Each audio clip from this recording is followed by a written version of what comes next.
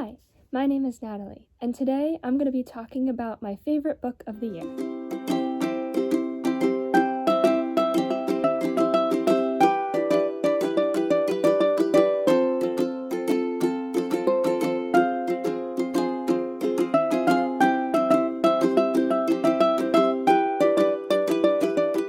This year in 2021, I read 52 books, and I would say that's a pretty good number. I'd like to get it higher, so this year I have challenged myself to read 53.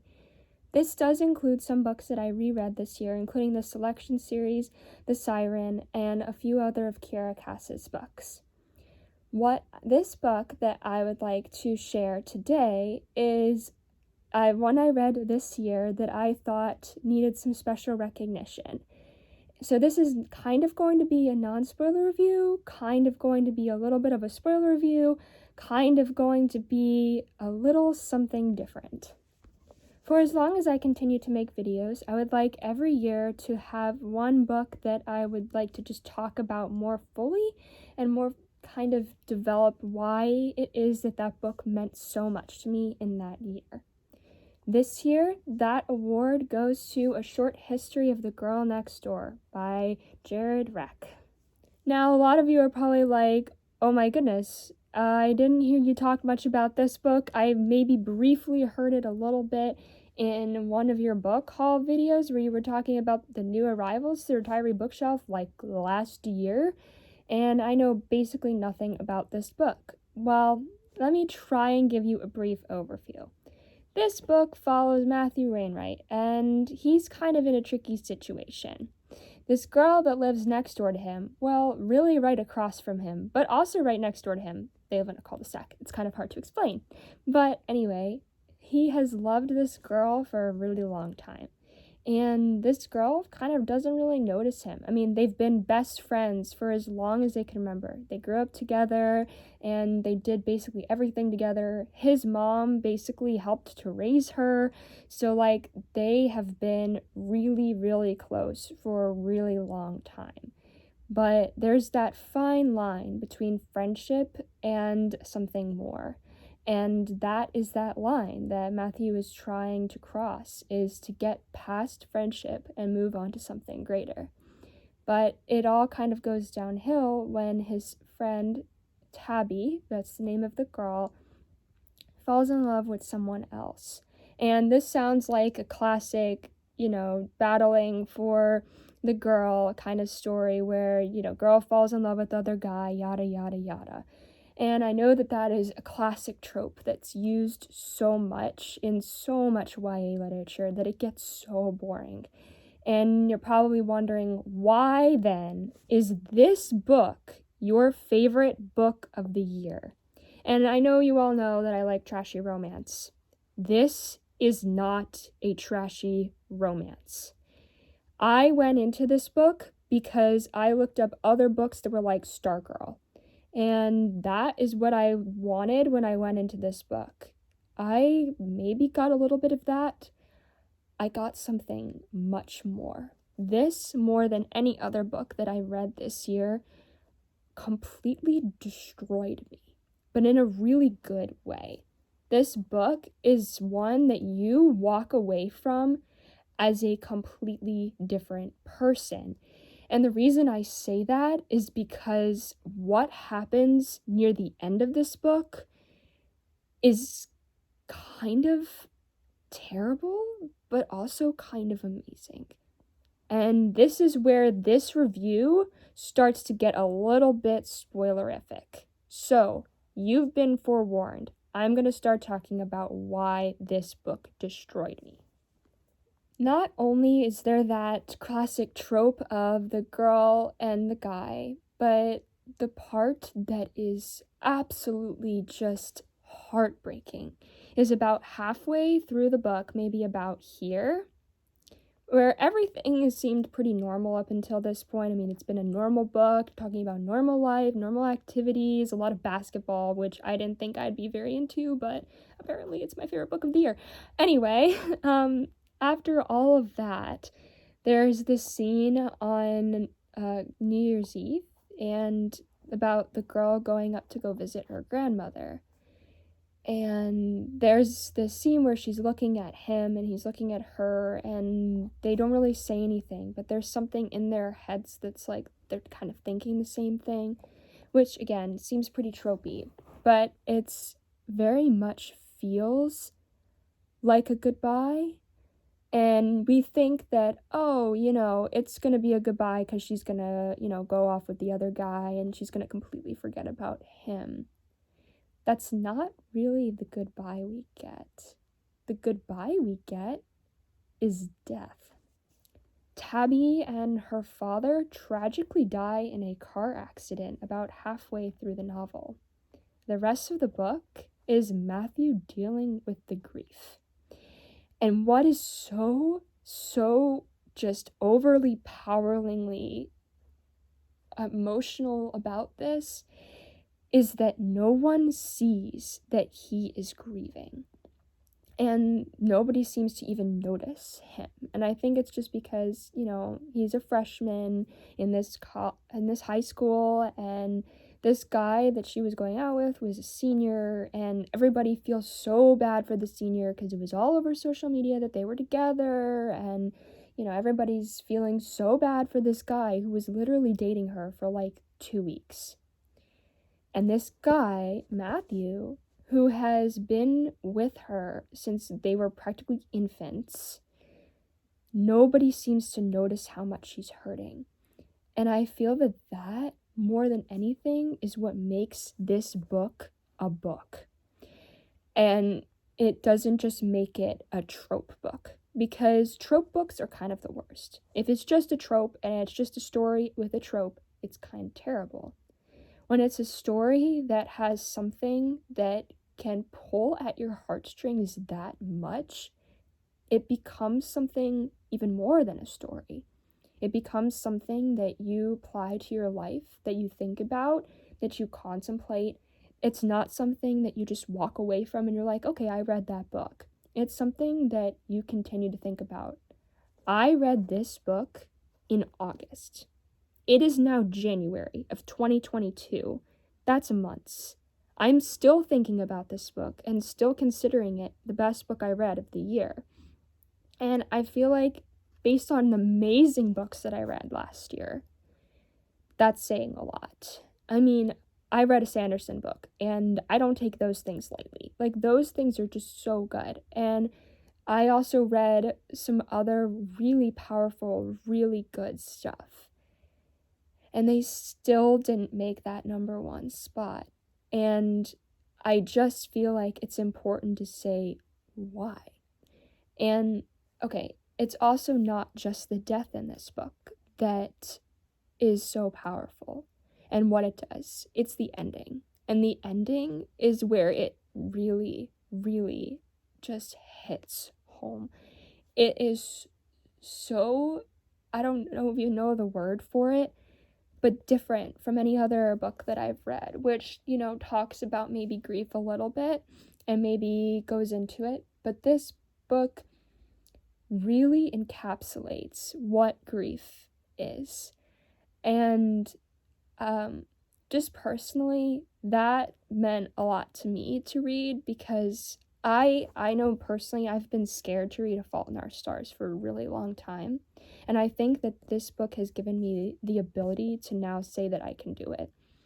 And I know that that's a very personal thing. A lot of people say they read A Fault in Our Stars and they love it. And just for me, I felt like it would just be a little bit too close to home with some things that I've had to deal with. But this book is not just for people who have lost a person. It's for people who have lost anything. That can be a person, of course. It can be a job, especially in these hard COVID times. And it can be something as abstract as childhood. For someone who's had to learn how to grow up based on something that happened to them, that is also in here. This book is for anyone who has lost anything of meaning, rather. And I feel like some people should really read this, because I know that there's a lot of hurt in the world right now. There's a lot of people who are just really, really not in a good place. And I feel like this book might be able to help them. I know that it'll break them at first, but in the end, they'll be stronger because they read it. And that kind of message needs to be spread throughout the world right now. So, if you're one of those people that is just really struggling right now in this moment, please read this. Just please. You can see I'm starting to get really emotional, but please go out there, read this. You won't regret it, I don't think, at all.